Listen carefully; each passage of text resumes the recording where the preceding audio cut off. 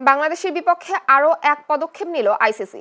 বাংলাদেশকে বিশ্বকাপ থেকে বাদ দেওয়ার পর এবার বাংলাদেশি সাংবাদিকদের মিডিয়া অ্যাক্রিডিটেশন বাতিল করেছে আইসিসি, যার অর্থ হচ্ছে বাংলাদেশের কোনো সাংবাদিক এবার টি-20 বিশ্বকাপ কভার করতে ভারতে আসতে পারবেন না।